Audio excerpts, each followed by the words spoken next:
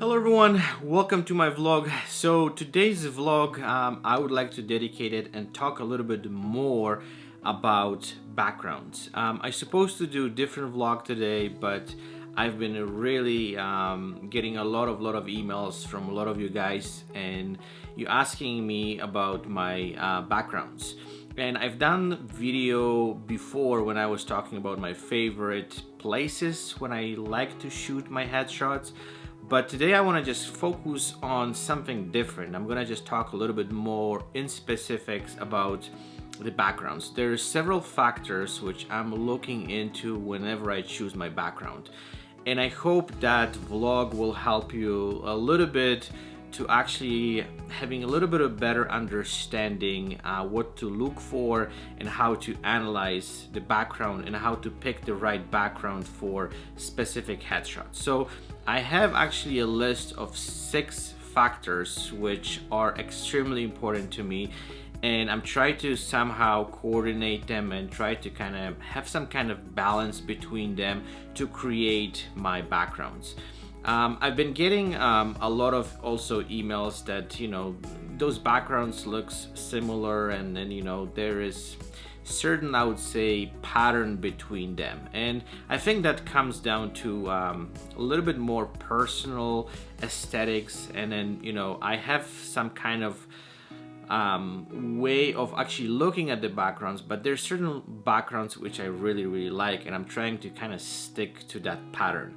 But we'll talk a little bit more in details what is important for me and what I'm paying attention to.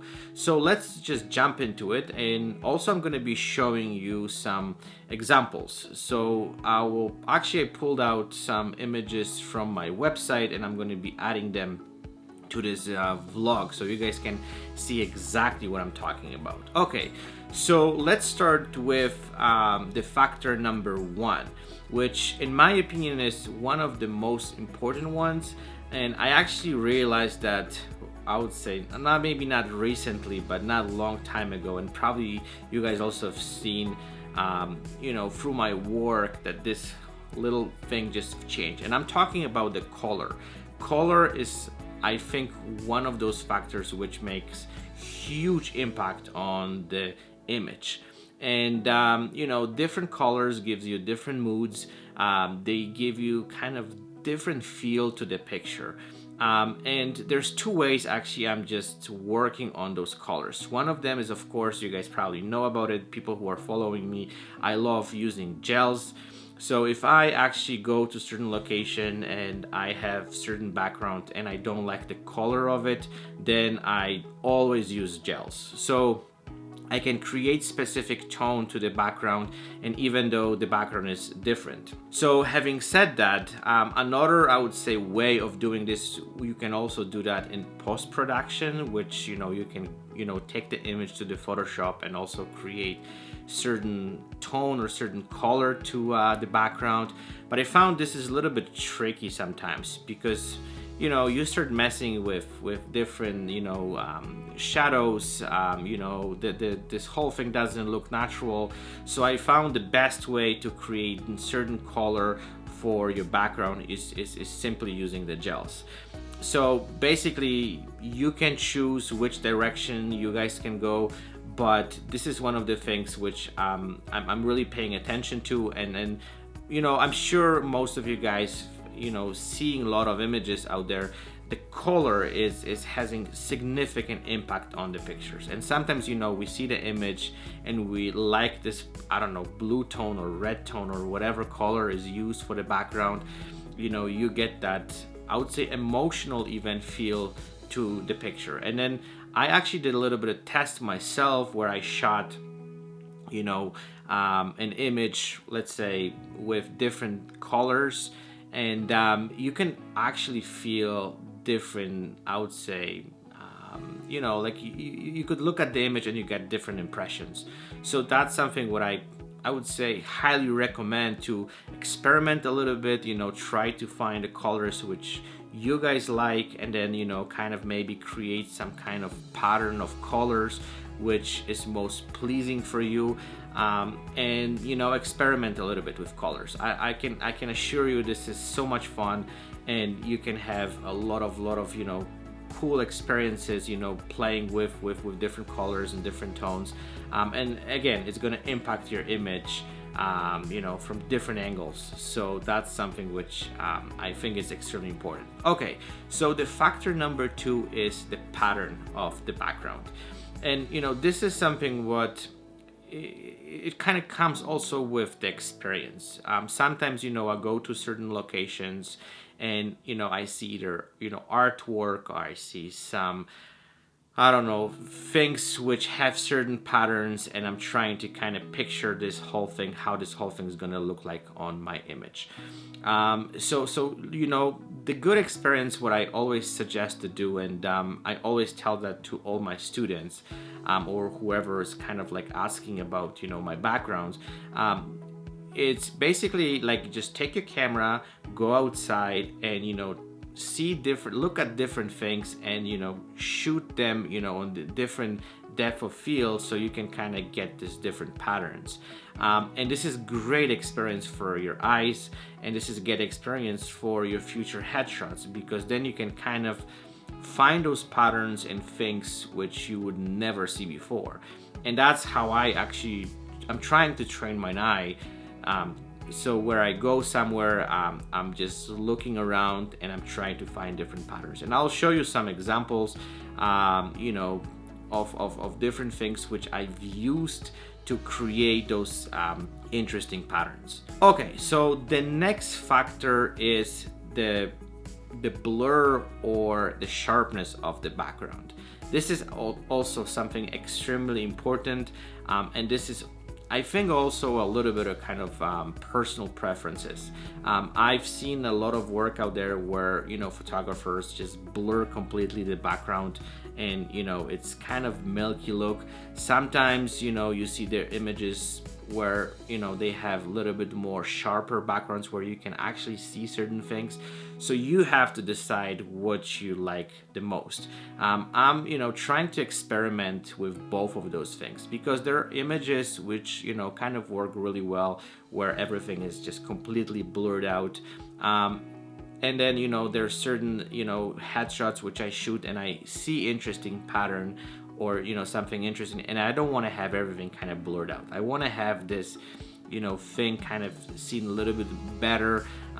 So again, comes down to experiences. So how do we kind of work with, you know, making the background blurred more? So there's certain things, and I want to kind of point this out because a lot of people kind of misleading this, and they don't kind of know how to deal with this. So there's two ways. One of the ways is basically your f-stops. So, you know, the higher f-stop, so if you go to, let's say, 5.6 or, you know, f8, whatever, the background becomes more and more sharp. And then, you know, opposite way, if you're gonna go lower to, let's say, you know, 3.2, the background becomes more blurred. But another factor and another thing what you can do and would have an impact on the background and the sharpness and blur and how blurred it is the distance between the subject and the background. So the greater distance, you know, between the subject and the background, then of course the background is going to be more blurred. But as soon as you start getting the subject closer to the background, then the background become more sharp. So this is something what also you have to play a little bit, and then, you know, figure it out, what is the distance. You know, the problem is whenever you shoot indoor and you don't have too much room to move around, then you have to, you know, somehow figure out what you can do to make this work. But let's say if you're shooting outside and, you know, you have a lot of room and a lot of space, then, you know, like, sky is the limit, you know, how blurred the background is, and then you can really precisely basically figure it out what works best. So it's basically the balance, you know, between having the image blurred or sharper, whatever you decided to do, and what's going to fit best for your image. Okay, so the next factor I'm looking at is how busy is the background. So this is something which you have to figure out yourself. You know, there's you know, certain things which, you know, make background, you know, fairly smooth, and depends where you're shooting.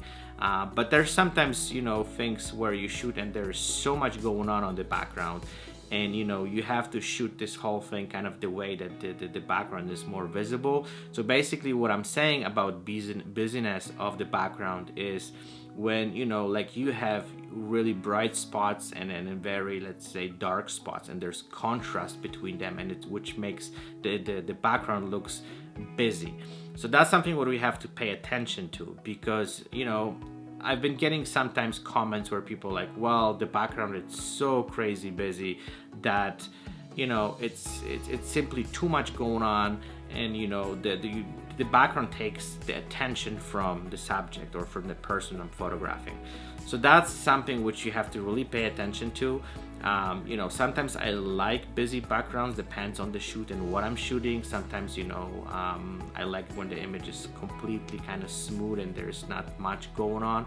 So that depends on the image itself and where I'm shooting and what I'm creating to create that, I would say, something which gonna fit the idea I have behind this entire shoot. Okay, so the next factor what I'm paying attention to, and this is also I think extremely important, is the darkness or the brightness of the background.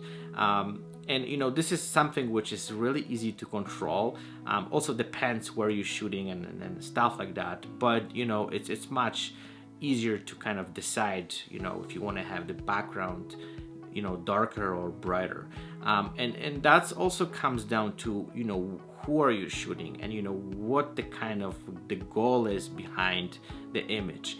Sometimes photographers have personal preferences. I like personally when my images are they have a little bit darker background because the person kind of pops out better. But also I've shot images where the client told me like, look, I want my headshot shot the way that the background is fairly bright, because that's what reflects me and that's what I like and stuff like that. So that's again something which you have to decide it. It's good to discuss this with the client and see what they like and what they don't like.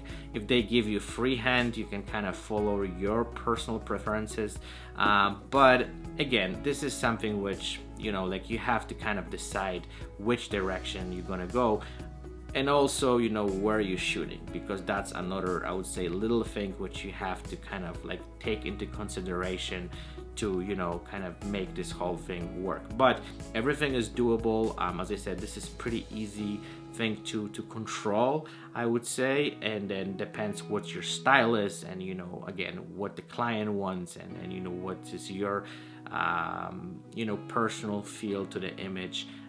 You have to decide that which direction you want to go. Okay, and the last thing is pretty simple, but at the same time I think is the most difficult one, is to have the balance with the image. And what I'm talking about having the balance, and I think I've mentioned a little bit at the beginning, that this is the factor which kind of makes this whole thing kind of works together.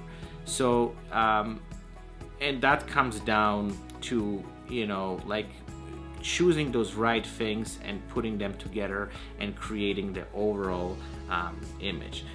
Sometimes it works, sometimes it doesn't, but I think the more you shoot and the more you experiment with different locations and different people and different colors, patterns, brightnesses, blurs and stuff like that, you can figure it out what works best for you.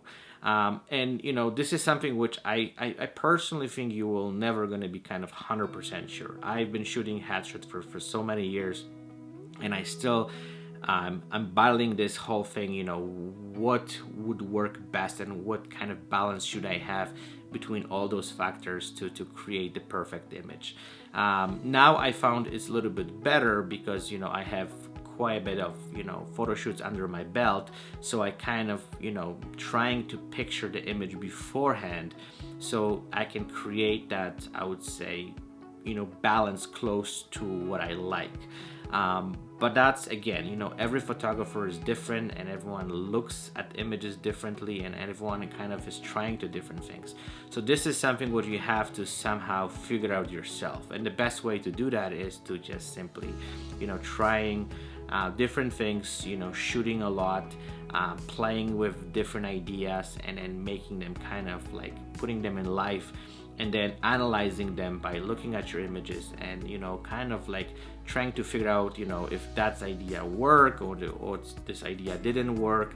And then you can simply kind of like, okay, you know what, those are the little things which I like, those are the things which I don't like, and you move on to the next photo shoot, and you're trying to implement them, kind of on kind of shoot by shoot basis. And then you will, after a while, you will see that you're kind of creating this own style and own balance on all those factors. So okay, I could keep going about this forever, because I'm really fascinated about those things. And then it seems for me that I've been just keep learning those things every time I'm trying something new, and it's exciting. It's sometimes frustrating, but at the same time, everything what it's new just brings something new to the table, brings new experiences, which helps me to create something different, unique, and kind of learn something from it. So I hope that it was interesting, and I hope you guys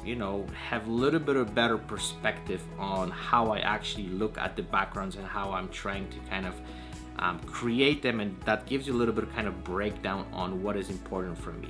So if you would like to add anything to this, or there's something else which you think is important to add to this and I missed that, please feel free to make the comment, or email me, or message me, whatever works best for you.